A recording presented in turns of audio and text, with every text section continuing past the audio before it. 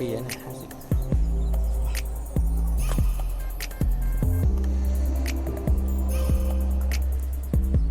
ตัวนี้แอมเป็นอินดิเกตแอมทำให้ฟังเพลงออกใหม่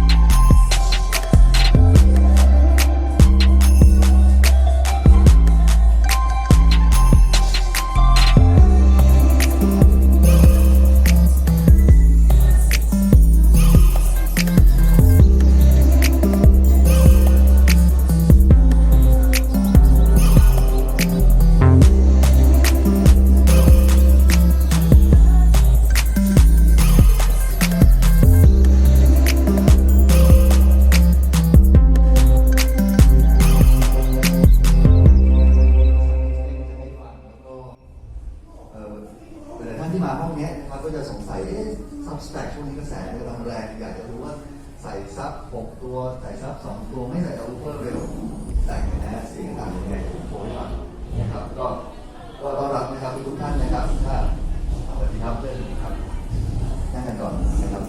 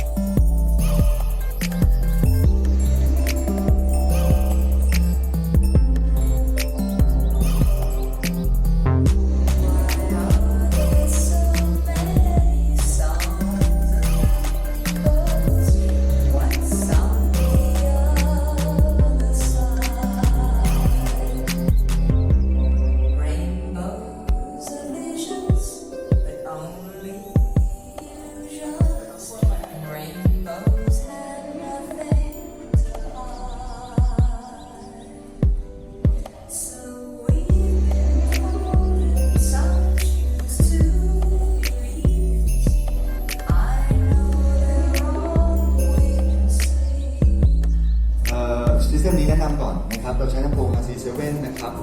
เบอร์หน้า RC7 Back Edition นะครับเป็นตัวใหม่ล่าสุดเลยนะครับต้นทางเนี่ยเป็นเจ้า The Raptor ครับนะฮะเป็นรุ่นรองจากเจ้า The Beast นะครับแล้วก็ Preamp DAC ของ MSB นะครับรุ่น Premier แล้วก็ Power Amp รุ่นของ MSB กันรุ่น S500 นะครับแล้วเราก็ใส่เจ้า Rail นะครับ S812 Stack เข้าไปนะครับตอนนี้ซิสเต็มตรงนี้พอมันใส่เวลเข้าไปถ้าเมื่อสักครู่ท่านสังเกตดูเนี่ยนะครับใส่ซับแล้วเนี่ยเสียงกลางแหลมชัดขึ้นนะฮะอิ่มขึ้นกว้างขึ้นนะเวทีซาวด์สเตจสวยขึ้นนะครับเดี๋ยวร้องหน่อยสักเพลงหนึ่งซึ่งไม่ต้องมีเบสเยอะเลยนะครับฟังเสียงกลางแหลมฟังเสียงเปียโนแค่นี้พอนะครับแล้วจะทึ่งกับซับสแต็กเพราะว่าบางท่านเนี่ยจะเข้าใจว่าใส่ซับเพื่อให้เบสมันเยอะให้เบสมันแน่นมันอะไรมันทรงพลังแต่จริงๆแล้วมันไม่ใช่นะครับเบสมันแค่ส่วนหนึ่งแต่เราต้องการคือซาวด์สเตจสวยๆเสียงกลางแหลมหรือว่าเสียงเล็กๆที่เป็นพวกรายละเอียดที่จะได้ยินชัดขึ้นจากการใส่ซับวูฟเฟอร์นะครับนะเดี๋ยวลองฟังดู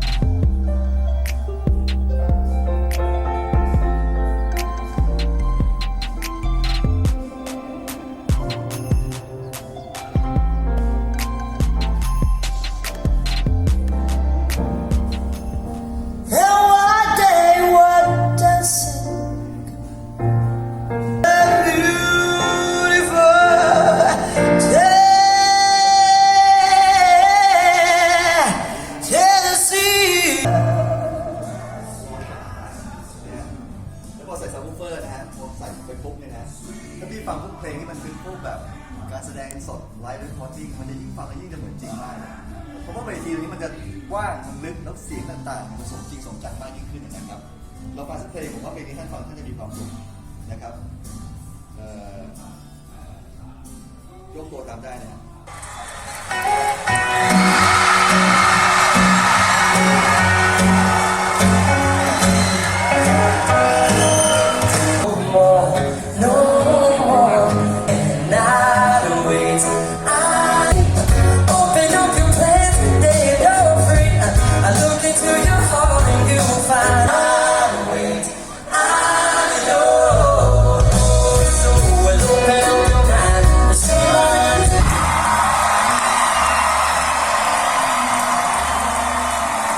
เสียงเหมือนมันเล่นอยู่ตรงนี้นะ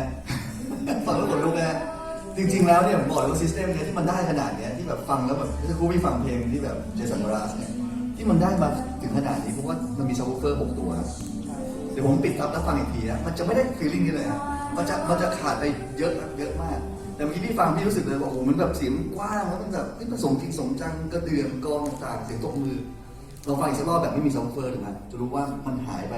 ผมว่าเป็นเท่าตัวที่หายไปนะครับไปฟังอีกสักรอบนะเอาซับวูฟเฟอร์ออกนะฮะ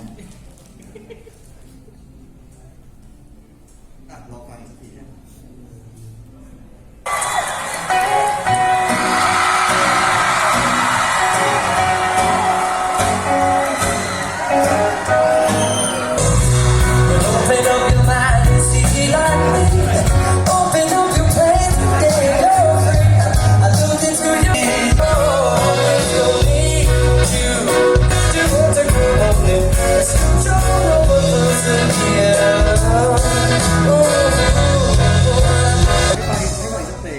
แบบใส่ซับแล้วพี่รู้สึกคุ้ม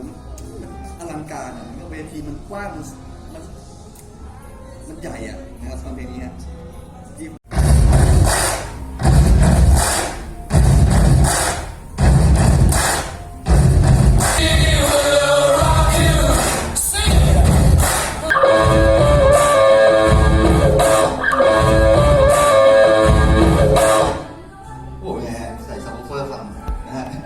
ประสบการณ์ที่ดีมากๆนะที่ท่านได้มานั่งฟังกันท่านที่มาใหม่เชิญฟังนะเรากำลั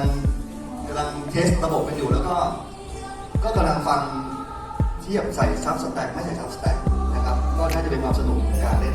แต่จริงๆนะจะรู้ไหมฮะว่าในเพลงที่ไม่ได้มีเสียงเบสเลยนะครับการใส่ซับ6 ตัวนี้ยังทำให้ความแตกต่างของซิสเต็มชัดเจนมากเมื่อสักครู่เราฟังพวกที่เป็นพวกไลฟ์คอนเสิร์ตไปแล้วนะความรู้สึกแตกต่างกันเลยนะครับใส่ซับกับไม่ใส่ซับวูฟเฟอร์นะครับแล้วนี่คำถามคือมันเกิดอะไรขึ้นกับเหตุการณ์เมื่อสักครู่ที่เราฟังกันอยู่อย่างนี้ฮะจริงๆลำโพงคู่นี้เนี่ยมันก็ถือว่าลำโพงใหญ่นะครับคู่นี้ก็จะ2 ล้านบาทนะครับแต่ในความในเวลาที่เราเล่นมันนะครับเสียงเนี่ยมันลงได้ไม่ถึง20 เฮิร์ตซ์จริงๆแต่ลงสัก30-40 เฮิร์ตซ์มันก็เริ่มจะแผ่วพูดเนี่ยนะครับต่อให้ลำโพงใหญ่ขนาดไหนก็ตามทีปกติเราเอาซับวูฟเฟอร์เร็วเข้าไปเนี่ยนะครับคู่หนึ่งหรือว่า2 ตัวเนี่ยเราไปเติมความถี่ย่านที่ตัวลำโพงหลักมันให้ไม่ได้นะครับก็จะทำให้เสียงพวกการแบบต่างๆทุกอย่างจะดีขึ้นมาเลยนะครับเสียงร้องเสียงรายละเอียดต่างๆจะดีขึ้นมานะครับแต่พอเราทำเป็นสแต็กอย่างนี้เข้ามาครับสิ่งที่เกิดขึ้นคือเหมือนกับว่าอย่างนี้ครับลำโพงเซตเนี้ยซับวูฟเฟอร์เซตเนี้ยกับลำโพงตัวนี้มันเหมือนกับมันเป็นยูนิตเดียวกันนะครับไอ้ซับวูฟเฟอร์ตรงนี้เนี่ยมันทำให้ลำโพงตัวนี้มันมีพลังในการไฟที่มากขึ้นนะพี่ก็เลยที่พี่ฟังรู้สึกว่ามันกว้างขึ้นมันลึกขึ้นเพราะตอนนี้พลังงานตรงนี้มันเยอะขึ้นมานะครับโดยที่เวลาที่เราฟังปุ๊บเนี่ยเรารู้สึกได้เลยว่าเสียงมันกว้างขึ้นมันลึกขึ้นรายละเอียดต่างๆดีขึ้นหมดเลยครับซาวด์สเตจสูงขึ้นด้วยนะครับนี่คือความยอดเยี่ยมของการใส่ซับสแต็กนะครับ